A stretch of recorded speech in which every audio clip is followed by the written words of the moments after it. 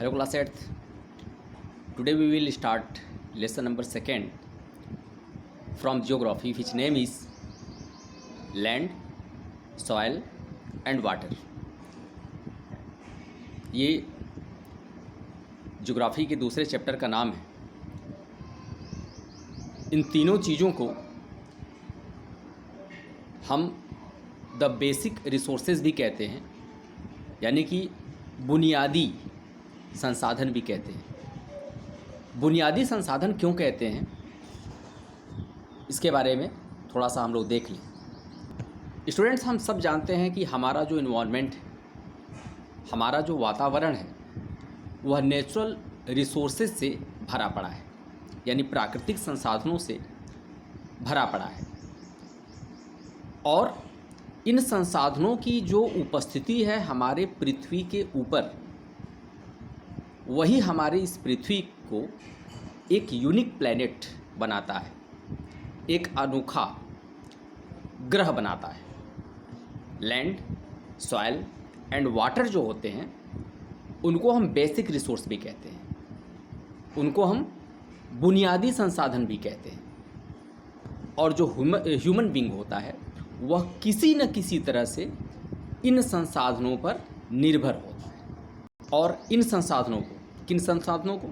Land को, soil को, water को, है ना, हम यूबिक्विटस रिसोर्स के भी नाम से जानते हैं, अर्थात सर्वव्यापी संसाधन के नाम से भी जानते हैं। और ये संसाधन हमारे पृथ्वी पे हर जगह पाई जाती हैं। चूँकि ये यूबिक्विटस रिसोर्स है, तो हमारी पृथ्वी पे ये हर जगह पाई जाती है। ये अलग बात है कि इसका जो फॉर्म हो वो डिफरेंट हो, यानी कि ये भिन्न भिन्न रूप में पाई जाती हो, ये भिन्न भिन्न क्वांटिटी में पाई जाती हो, या ये डिफरेंट जो है क्वालिटी में पाई जाती हो, ये अलग की बात है, लेकिन पाई हर जगह जाती है, इसीलिए इसे यूबिक्विटस रिसोर्स कहा जाता है। तो आइए हम सबसे पहले लैंड रिसोर्स के बारे में बात करते हैं। सबसे पहले हम भूमि संसाधन के बारे में बात करते हैं, लैंड रिसोर्स के बारे में बात करते हैं। स्टूडेंट, हम सब जानते हैं कि लैंड जो है हमारी बेसिक रिसोर्स है, हमारी जो है बुनियादी संसाधन है। और हम यह भी जानते हैं कि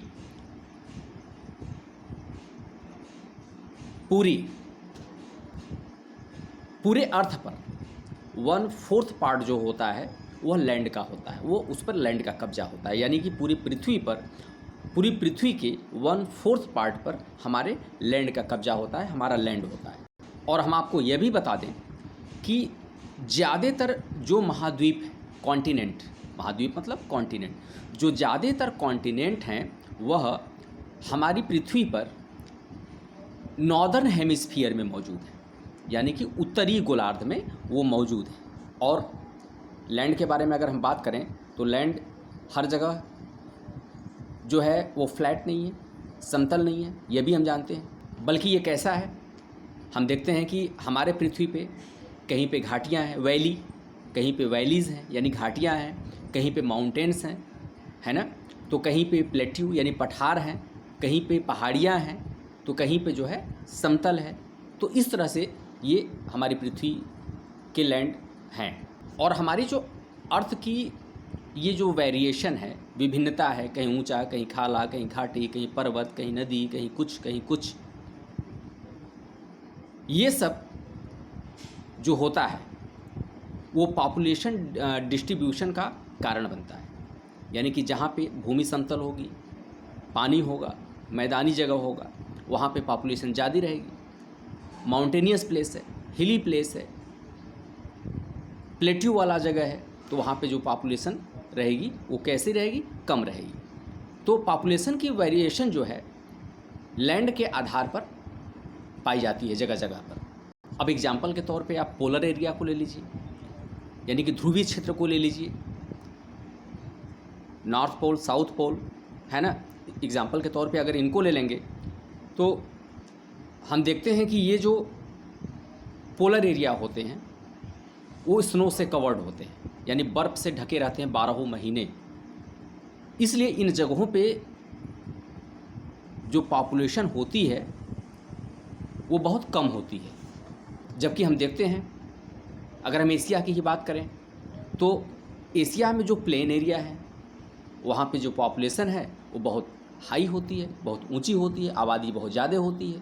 अगर हम लैंड की बात करें स्टूडेंट, तो लैंड को फिक्स्ड एसेट माना जाता है, यानी कि एक सीमित संपत्ति माना जाता है।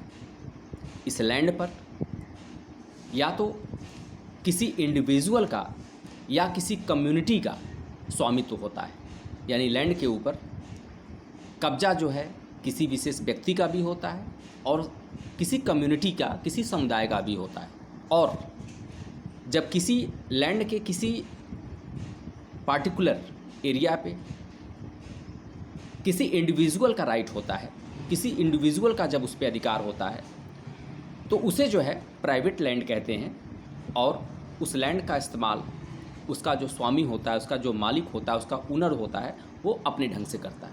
और जैसा कि हमने पहले बताया, कुछ लैंड ऐसे होते हैं जिस पर कम्युनिटी का अधिकार होता है, यानी एक समुदाय का, बहुत सारे लोगों का अधिकार होता है। तो इस तरह के जो लैंड होते हैं उस पर फोडर यानी चारा जैसे उगाया गया, नट वगैरह उगाया जाता है, फ्रूट उगाए जाते हैं। तो इस तरह के जो ज़मीनें जो होती हैं वह कॉमन प्रॉपर्टी में आती हैं,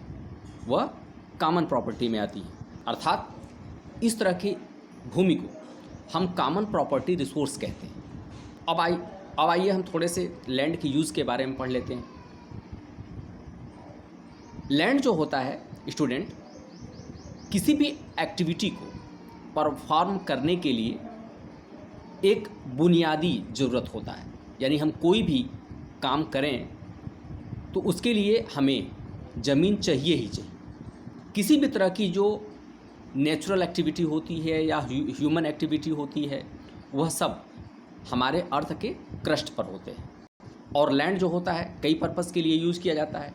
लैंड का यूज एग्रीकल्चर के लिए किया जाता है, लैंड का यूज ह्यूमन सेटलमेंट के लिए किया जाता है, यानी कि व्यक्ति को रहने के लिए, घर बनाने के लिए किया जाता है। लैंड का यूज फॉरेस्ट्री के लिए किया जाता है, वन को लगाने के लिए किया जाता है। लैंड का यूज़ माइनिंग के लिए किया जाता है, खनिज के लिए किया जाता है, खान के लिए किया जाता है। लैंड का यूज इंडस्ट्रियल डेवलपमेंट के लिए किया जाता है, यानी कारखानों को लगाने के लिए किया जाता है। और लैंड का यूज ट्रांसपोर्ट एंड कम्युनिकेशन के लिए भी किया जाता है। ठीक है, तो इस तरह से जो लैंड है, लैंड का यूज कई तरह से किया जाता है। आइए, लैंड का यूज एग्रीकल्चर के लिए किया जाता है, इसके बारे में हम थोड़ी सी जो है स्टडी कर लेते हैं। तो हम ये सब तो सिंपल सी बात है स्टूडेंट, हम सब जानते हैं कि जो फ्लैट एरिया होता है, यानी कि जो समतल भूमि होता है, उसका इस्तेमाल क्रॉप्स को उगाने के लिए किया जाता है, फसलों को उगाने के लिए किया जाता है। इसलिए जो उत्तर का मैदान है, यानी जो नॉर्दर्न प्लेन है, उत्तर का मैदान है, चूँकि प्लेन का यूज जो है वो एग्रीकल्चर के लिए किया जाता है, इसलिए जो नॉर्दर्न प्लेन है, जो उत्तर का मैदान है, उसको food bowl of the country के नाम से भी जानते हैं। Food bowl of the country अर्थात देश के भोजन का कटोरा। Food bowl of the country, देश के भोजन का कटोरा किसको कहा जाता है? नॉर्दर्न प्लेन को कहा जाता है। ये याद रखने वाली पॉइंट। अर्थात ज़्यादा संख्या में, ज़्यादा मात्रा में जो एग्रीकल्चर है वो प्लेन एरिया में किया जाता है। इसका मतलब ये नहीं है कि एग्रीकल्चर सिर्फ प्लेन ही एरिया में किया जाता है। एग्रीकल्चर जो होता है वो स्लोप एरिया में भी किया जाता है, स्लोप एरिया में भी किया जाता है। हम लोग जाते हैं जब कहीं कभी तो देखते हैं पहाड़ों पे जो है फसलें उगाई जाती हैं, है ना। तो एग्रीकल्चर जो है वो स्लोप एरिया में भी किया जाता है। तो ऐसे एग्रीकल्चर को हम टेरेस फार्मिंग या स्टेप फार्मिंग के नाम से जानते हैं। टेरेस फार्मिंग या स्टेप फार्मिंग के नाम से जानते हैं। अब स्टूडेंट, हम सब जानते हैं कि लैंड का इस्तेमाल जो है वो ह्यूमन सेटलमेंट के लिए भी किया जाता है, यानी कि मनुष्य अपने घर बनाने के लिए भी लैंड का इस्तेमाल करता है। और इसी ज़मीन पर गांव बसे हुए हैं, इसी ज़मीन पे गांव बसे हुए हैं, शहरें बसी हुई हैं, है ना, इसी लैंड के ऊपर। हालांकि ज़्यादातर ये प्लेन एरिया में हैं, बनी हुई होती हैं। सेटलमेंट जो होते हैं वो ज़्यादातर प्लेन एरिया में बने होते हैं, ठीक है। फिर भी होते लैंड पे ही हैं, प्लेन एरिया में होते हैं। और उसके साथ ही हम कभी कभी देखते हैं कि पर्वतीय स्थानों पर, पहाड़ों के ऊपर, पठारों के ऊपर भी बहुत सारे घर बनाए गए होते हैं। लेकिन माउंटेनस एरिया में बने हुए जो घर होते हैं, पहाड़ी इलाकों में जो घरें बने हुए घर होते हैं, उनकी एक ख़ास क्वालिटी ये होती है कि वो घर छोटे छोटे होते हैं और क्लस्टर्ड होते हैं, यानी कि समूह में, गुच्छे की तरह समूह में होते हैं वो। और इस तरह से लैंड का जो थर्ड यूज है वो फॉरेस्ट्री के लिए भी है, यानी कि लैंड के ऊपर वनों को भी लगाया जाता है, फॉरेस्ट्री भी की जाती है। फॉरेस्ट के बारे में हम जानते हैं कि जो फॉरेस्ट होता है ये ह्यूमन के सर्वाइवल के लिए, यानी कि मनुष्य के जीवित रहने के लिए बहुत ही ज़रूरी होता है। और सबसे ख़ास बात वनों की ये होती है कि ये जो कार्बन डाइऑक्साइड होता है उसको ऑब्जर्व करता है और ऑक्सीजन को हमें प्रोवाइड कराता है। और साथ साथ ये जो फॉरेस्ट होता है वह मेडिसिन का, यानी औषधि का और अन्य जो सजीव संसाधन होते हैं उनका सोर्स भी माना जाता है। लेकिन हम अब ये देख रहे हैं कि जो यूरोप और एशिया के पार्ट हैं वहाँ पे जो लुम्बरिंग है वह व्यक्ति की एक कॉमन एक्टिविटी बन चुकी है। लुम्बरिंग का मतलब होता है पेड़ों को काटना। लुम्बरिंग का मतलब होता है पेड़ों को काटना। तो पेड़ों के काटने का जो सिस्टम है वो एक लोगों की कॉमन एक्टिविटी बन चुकी है। और जंगल की इन्हीं लकड़ियों का इस्तेमाल जो है फॉरेस्ट में रहने वाले लोग, जंगल में रहने वाले जो लोग होते हैं वो फ्यूल के रूप में करते हैं, ईंधन के रूप में करते हैं। और लैंड का जो फोर्थ यूज़ है वो माइनिंग है, यानी इसी लैंड में हम खान खोदते हैं। खान की खुदाई करके, मतलब खान खोद करके हम उसमें से मिनरल्स निकालते हैं, खनिज निकालते हैं। बहुत सारे एरिया में, खास करके प्लेट्यू एरिया की अगर बात करें, पठारी एरिया की बात करें, तो पठारी एरिया में जो माइनिंग होती है, माइनिंग जो एक्टिविटी होती है वो बहुत ज़्यादा फेमस है। यानी कि सबसे अधिक माइनिंग एक्टिविटी जो होती है वो प्लेट्यू एरिया में होती है। ऐसा क्यों? ऐसा इसलिए क्योंकि इन जगहों पर, प्लेट्यू वाली एरिया में मिनरल्स के मिलने के, अधिक मात्रा में मिनरल्स के मिलने के ज़्यादा चांस होते हैं। और खानों की खुदाई करके बहुत सारे मिनरल्स निकाले जाते हैं, जैसे कि आयरन निकाला जाता है, मैग्नीशियम निकाला जाता है ना। उसके बाद ये जो मिनरल्स निकलते हैं इनका इस्तेमाल बहुत सारे सामानों को कंस्ट्रक्ट करने के लिए, मैन्युफैक्चर करने के लिए किया जाता है, ठीक है। और ज़्यादातर जो मिनरल बेस्ड इंडस्ट्रीज़ होते हैं, ऐसे इंडस्ट्रीज़ जो खनिजों पे आधारित होते हैं, अगर हम ऐसे तरह इंडस्ट्रीज़ की बात करें तो हम देखते हैं कि ज़्यादातर जो इंडस्ट्रीज़ होते हैं मतलब कि मिनरल बेस्ड इंडस्ट्रीज़, वो इन्हीं इलाकों में, किन इलाकों में, जिन इलाकों में मिनरल पाए जाते हैं उन्हीं इलाकों में वो क्या होते हैं, स्थित होते हैं। जैसे कि आयरन और स्टील इंडस्ट्रीज़ की अगर बात करें, है ना, तो ज़्यादातर जो आयरन और स्टील इंडस्ट्रीज़ है वो उड़ीसा में स्थित है। ऐसा इसलिए क्योंकि जो उड़ीसा स्टेट है वो आयरन ओर के डिपोजिशन के लिए बहुत ही रिच माना जाता है, बहुत ही रिच है। इस तरह से जो लैंड का नेक्स्ट यूज़ है वह इंडस्ट्रियल डेवलपमेंट के लिए भी है, यानी कि इसी लैंड का इस्तेमाल जो है हम इंडस्ट्रियल डेवलपमेंट के लिए भी करते हैं। अगर हम इंडस्ट्रीज़ की बात करें स्टूडेंट, तो जो इंडस्ट्रीज़ होते हैं वह ह्यूमन सेटलमेंट के एक अभिन्न अंग होते हैं। ह्यूमन सेटलमेंट के एक अभिन्न अंग होते हैं, अर्थात एक इंटीग्रल पार्ट होते हैं ह्यूमन सेटलमेंट के। और ज़्यादातर जो इंडस्ट्रीज़ होते हैं वह ऐसे जगह पे लोकेट किए जाते हैं, ऐसे जगह पे जो है कि स्थापित किए जाते हैं जहाँ पर जो रॉ मटेरियल होता है, जिसकी ज़रूरत इंडस्ट्रीज़ को पड़ती है, वह पर्याप्त मात्रा में पाया जाता है। बहुत सारे एग्रो बेस्ड इंडस्ट्रीज़ का मतलब होता है कि ऐसी इंडस्ट्रीज़ जो कि रॉ मटेरियल के लिए एग्रीकल्चर पे निर्भर हो, रॉ मटेरियल के लिए जो एग्रीकल्चर पे निर्भर हो, तो इस तरह के इंडस्ट्रीज़ को हम एग्रो बेस्ड इंडस्ट्रीज़ कहते हैं। तो बहुत सारे जो एग्रो बेस्ड इंडस्ट्रीज़ हैं वह जो है एग्रीकल्चरल बेल्ट में पाए जाते हैं। और जो मिनरल बेस्ड इंडस्ट्रीज़ होते हैं वो मिनरल रिच एरिया में पाए जाते हैं। एग्जाम्पल के लिए अगर हम कॉटन टेक्सटाइल इंडस्ट्रीज़ की बात करें तो यह किस तरह की इंडस्ट्रीज़ में आता है? यह एग्रो बेस्ड इंडस्ट्रीज़ में आता है, क्योंकि यह कच्चे माल के लिए जो है वह एग्रीकल्चर पे निर्भर होता है। तो जो कॉटन टेक्सटाइल इंडस्ट्रीज़ हैं वह ज़्यादातर कॉटन ग्रोइंग रीजन जो होते हैं उनके आसपास ये स्थित होते हैं।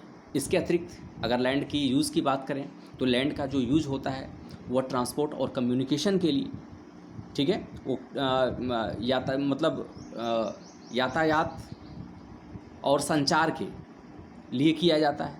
इस तरह से इस क्रम में अगर हम देखें तो लैंड के ही ऊपर बहुत सारे रोड, एयरपोर्ट, सी पोर्ट ये सारे जो है वो बनाए जाते हैं। हालांकि रोड और जो हाईवे होते हैं उनको प्लेन एरिया में बनाना जो है बहुत ज़्यादा आसान होता है। और अगर रेलवे की बात करें तो रेलवे के लिए हालांकि पहाड़ी एरिया में ट्रैक वगैरह बना दी जाती है, लेकिन ये हिली जो एरिया होते हैं वहाँ पर इनको बनाना आसान नहीं होता है, या ये ट्रेन के गतिविधि के लिए सही नहीं होता है, सुपर नहीं होता है। इसी तरह से जो एयरपोर्ट वगैरह होते हैं वो शहर के नज़दीक प्लेन एरिया में बनाए जाते हैं। तो इस तरह से हम अपने नेक्स्ट वीडियो में अब आगे जो है लैंड यूज़ के प्रॉब्लम के बारे में और इनके कंजर्वेशन के बारे में पढ़ेंगे। ठीक है, आज बस इतना ही। तब तक के लिए जय हिंद।